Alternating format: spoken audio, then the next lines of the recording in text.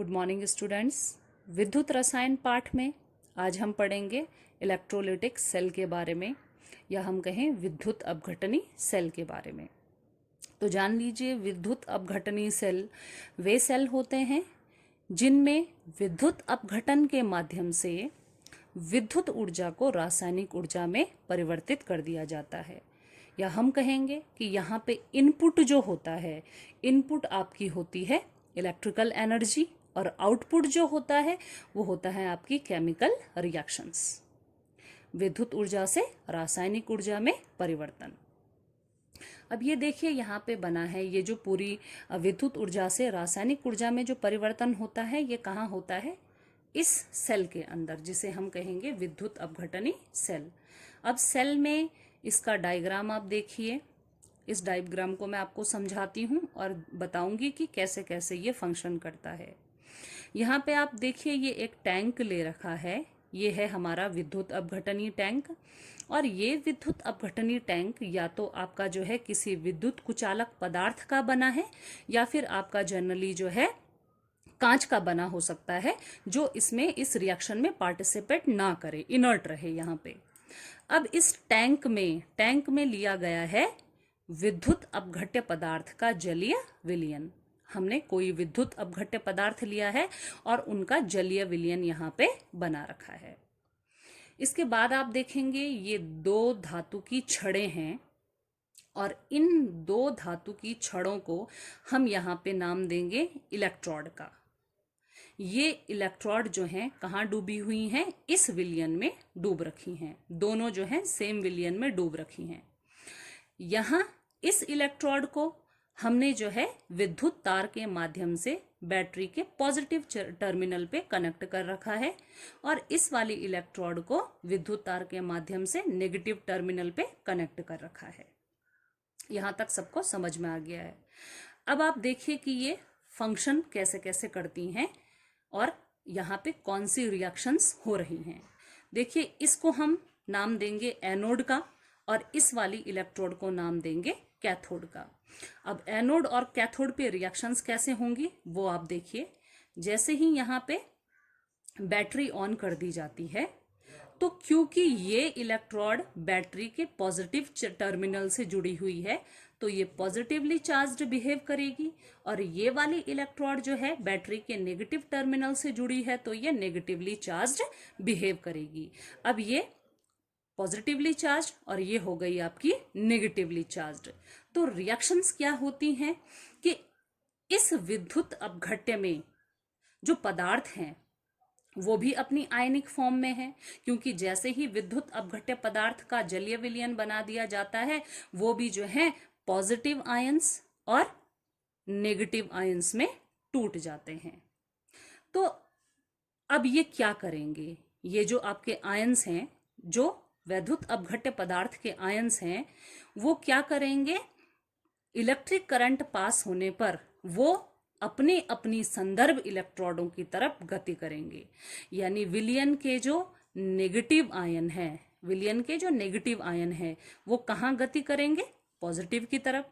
और जो positive ion है वो कहाँ गति करेंगे? नेगेटिव की तरफ। अब ये नेगेटिव आयंस जो हैं, ये कोई भी पदार्थ, आप एक बात पहले अच्छे से समझ लीजिए कि जब कोई पदार्थ वियोजित होके धनायन और ऋणायन बनाता है, कोई भी पदार्थ वियोजित होके जब धनायन और ऋणायन बनाता है, तो धनायन कब बनते हैं? जब इलेक्ट्रॉन त्यागते हैं, इलेक्ट्रॉन का त्याग करते हैं। और ऋणायन कब बनते हैं? जब हम इलेक्ट्रॉन को ग्रहण करते हैं। यानी इलेक्ट्रॉनों का त्याग करके जो है धनायन बनते हैं, और इलेक्ट्रॉनों को ग्रहण करके जो है ऋणायन बनते हैं। तो यहाँ पे जो ऋणायन है, ऋणायन के पास इलेक्ट्रॉन ज़्यादा है, ये ऋणायन जाएंगे और एनोड पर जाके अपना इलेक्ट्रॉन दे देंगे। अपना इलेक्ट्रॉन देने के बाद क्या होगा? वो खुद जो है निरावेशित हो जाएंगे और उदासीन कणों में बदल जाएंगे। तो इलेक्ट्रॉन का देना, नेगेटिव जो आयंस हैं वो इलेक्ट्रोड पर गए, उन्होंने अपना इलेक्ट्रॉन त्याग दिया यहाँ पे और खुद को न्यूट्रलाइज कर दिया। तो इलेक्ट्रॉन का देना ही क्या कहा जाता है?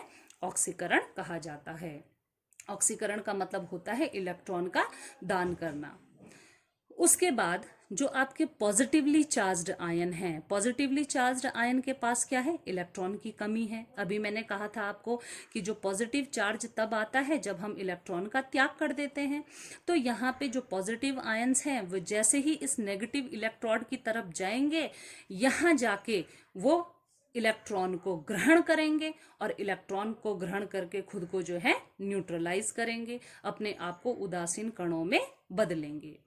तो नेगेटिव आयन का इलेक्ट्रॉन दे के खुद को निरावेशित करना और पॉजिटिव आयंस का इलेक्ट्रॉन को लेके खुद को निरावेशित करना, यही आपकी फंक्शन होती है विद्युत अपघटनी सेल में। ये कंप्लीट फंक्शंस होती हैं कि जैसे ही करंट पास होती है उसके बाद इन चार्ज्ड इलेक्ट्रोड्स की तरफ जो है इलेक्ट्रोलिटिक सॉल्यूशन के जो आयंस हैं वो मूव करके खुद को निरावेशित कर देते हैं। यहाँ तक आप जो है अच्छे से समझ गए होंगे। और इम्पॉर्टेंट बात यह है कि एनोड पे ऑक्सीकरण होता है और कैथोड पे अपचयन होता है। एनोड विद्युत अपघटनी सेल में पॉजिटिवली चार्ज्ड है और कैथोड यहाँ पे जो है नेगेटिवली चार्ज्ड है। अब देखिए इसको और हम समझते हैं एक एग्जाम्पल लेके। एक एग्जाम्पल मैंने यहाँ पे दिया है, देखिए गलित सोडियम क्लोराइड का प्लैटिनम इलेक्ट्रोडों के प्रयोग से विद्युत अपघटन। सपोज करिए हमने विद्युत अपघट्य पदार्थ जो लिया है वो NaCl का लिया है। तो NaCl का जैसे ही आप जलीय विलयन बनाएंगे या इसको जो है आप गर्म करके इसको मॉल्टन स्टेट में कन्वर्ट करेंगे, ये 2 पार्ट्स में डिवाइड हो जाएगा, Na पॉजिटिव और Cl नेगेटिव में। ये आपका कैटायन और ये आपका एनायन। अब देखिए यहाँ पे इलेक्ट्रॉन की कमी है और यहाँ पे इलेक्ट्रॉन की अधिकता है। तो ये पॉजिटिव वाला जो है पॉजिटिव सोडियम जो एनायन है ये कहाँ मूव करेगा, ये पॉजिटिव है तो नेगेटिव इलेक्ट्रोड की तरफ मूव करेगा। अब नेगेटिव इलेक्ट्रोड यहाँ पे कौन सी है, हमारी कैथोड। कैथोड हमारी नेगेटिव है, ये कैथोड पे जाएगा। कैथोड पे जाके एक इलेक्ट्रॉन एक्सेप्ट करेगा और एक्सेप्ट करके खुद को जो है सोडियम धातु में अपचयित कर देगा। नेक्स्ट चलते हैं क्लोराइड आयन। ये क्लोराइड आयन जो है ये नेगेटिवली चार्ज्ड है। तो नेगेटिवली चार्ज्ड कहाँ कौन सी इलेक्ट्रोड की तरफ जाएंगे, पॉजिटिव चार्ज की तरफ जाएंगे।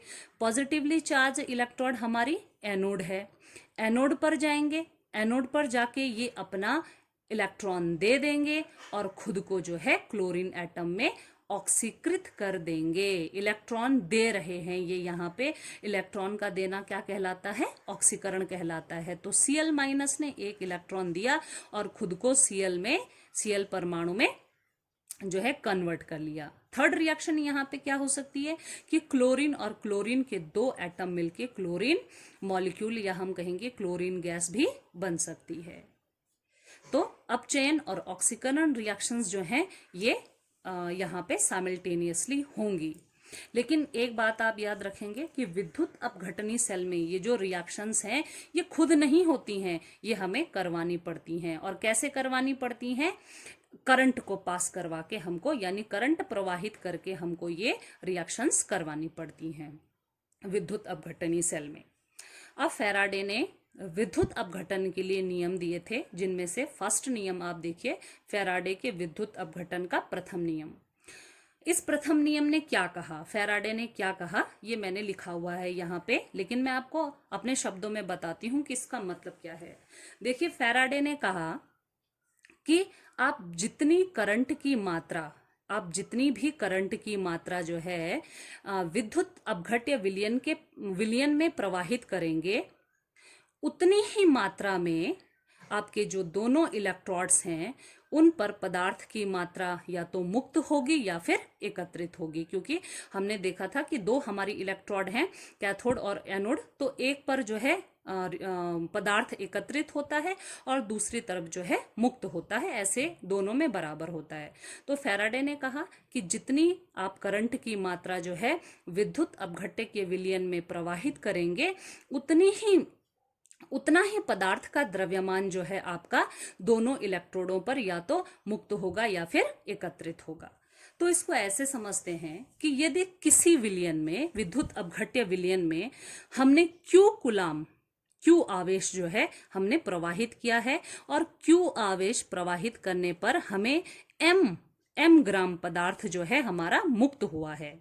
या तो मुक्त होगा या एकत्रित होगा, ये मैं आपको बता चुकी हूँ। आपने Q आपने जो है करंट डाली, Q अमाउंट डाली करंट की, और m आपको जो है पदार्थ का ग्राम जो है मुक्त हुआ मिला। तो फैराडे के प्रथम नियम के अनुसार क्या कहा फैराडे ने कि m is directly proportional to Q, यानी m जो ये पदार्थ की मात्रा है ये किसके डायरेक्टली प्रोपोर्शनल है, जितने आपने करंट प्रवाह की है, जितने आपने करंट को पास किया है, अमाउंट जितनी आपने करंट की पास की है। तो अब Q क्या है यहाँ पे? Q जो आवेश है हमारा, अमाउंट ऑफ करंट जो है आपका, वो यहाँ पे क्या है? करंट, विद्युत धारा इनटू समय। आपका जो है विद्युत धारा को हम I से लिखते हैं और समय को हम T से लिखते हैं। तो Q इज इक्वल टू हो जाएगा I इंटू समय, यानी जो आपने करंट की जो आपने मात्रा प्रवाह की है वो किसके बराबर हो जाएगी? करंट इंटू टाइम के, विद्युत धारा इंटू समय के। अब Q के बराबर आप I इंटू टी रख दीजिए, तो हमारा क्या हो जाएगा? M जो पदार्थ की मात्रा मुक्त हुई है समानुपाती I into T, I current into time. और मैंने पहले भी कहा कि यहाँ समानुपाती का निशान हटाना है तो आपको किसी स्थिरांक को यहाँ पे यूज करना पड़ेगा। तो यहाँ पे समानुपाती का निशान हटाते ही यहाँ पे एक स्थिरांक यूज हुआ जिसे Z से लिखा गया है, और Z क्या है यहाँ पे? ये विद्युत रासायनिक तुल्यांक है। तो M इज इक्वल टू हो जाएगा Z into I into T, Z into I into T.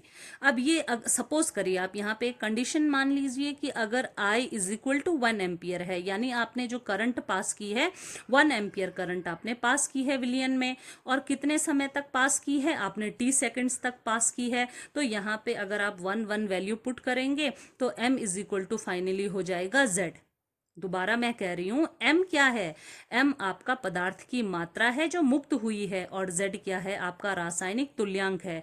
तो हम रासायनिक तुल्यांक को ऐसे भी परिभाषित कर सकते हैं कि रासायनिक तुल्यांक पदार्थ का वह द्रव्यमान है जो विलयन में 1 एम्पियर की धारा को 1 सेकंड तक प्रवाहित करने पर मुक्त होता है।